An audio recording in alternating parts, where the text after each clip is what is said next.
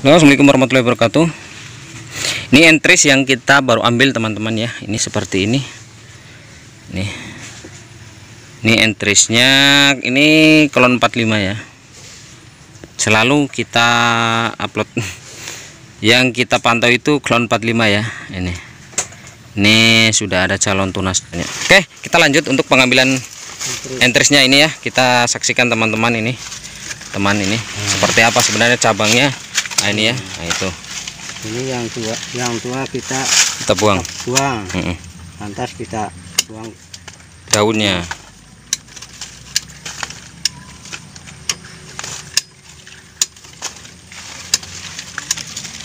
Berarti sampai di ujung enggak apa-apa ya? Bagus. Itu yang biru-biru, yang hijau-hijau begini ini. Yang hijau begini ini kalau disambung ini lebih cepat jadinya. Karena kambiumnya banyak, tunasnya juga gampang menempel juga ya. Bagus. Jadi kalau disambung itu gampang, cepat melekat ya.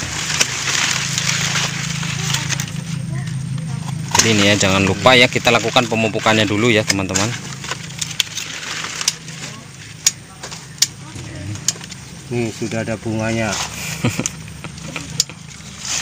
Bisa juga nanti kalau sudah disambung biasanya muncul keluar daun, langsung keluar bunga. Ada juga yang begitu, karena ini sudah waktunya sudah berbuah. Tapi kan tidak bisa kita ambil itu buahnya Pak ya, karena pohonnya kasihan. Ini bunganya ini harus dibuang nanti kalau ini kita buang. Karena pohonnya masih otomatis, kalau sudah ada buahnya ya pasti patah lah teman-teman ya, karena buah klon 45 ini lumayan besar ini teman-teman ya. Nah, kita buang ujungnya.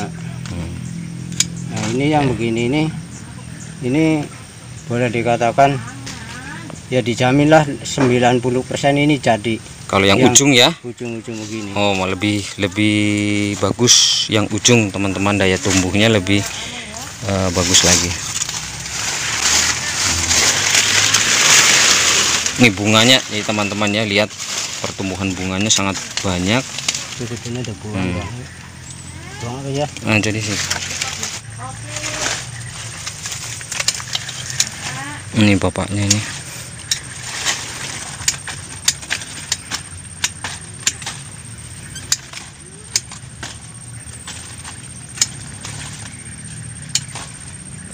Jadi teman-teman mungkin ada pertanyaan ya sambil menyimak videonya, silakan di komen ya. Kalau ada pertanyaan insya Allah kami jawab ya.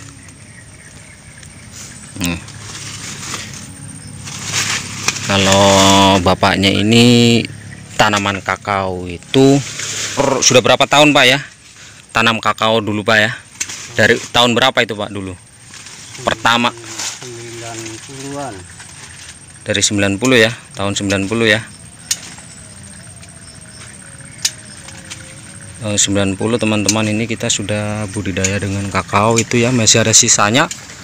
Itu dulu kita tanam di sini, ini tanaman kakao yang kebanyakan ini lokal, yang paling banyak kita kembangkan dulu.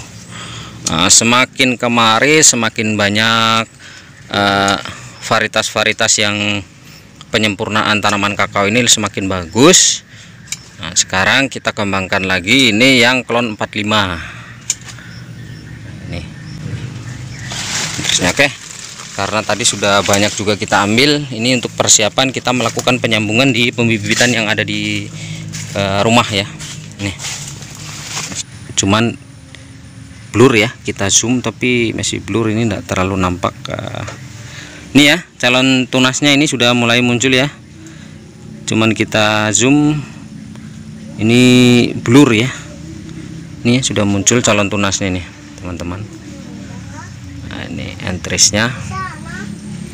Jadi kalau untuk pengemasan entrisnya kita biasa memakai ini ya, pelepah dari pelepah pisangnya ya.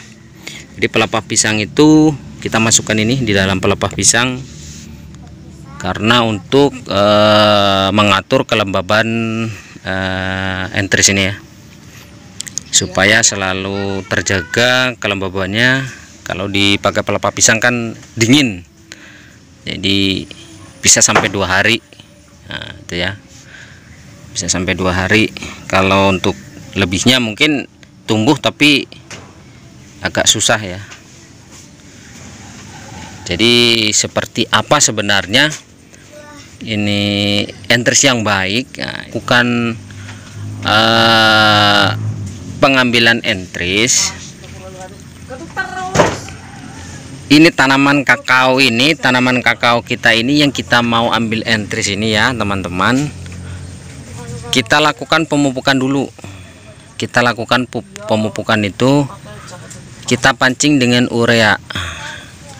Kita hambur dengan urea, kita lakukan pemupukannya. Jadi 2 minggu lah. Itu bisa ya. Kambium itu jadi lebih banyak ya, otomatis bisa kita pastikan untuk sambungan kita 90% berhasil.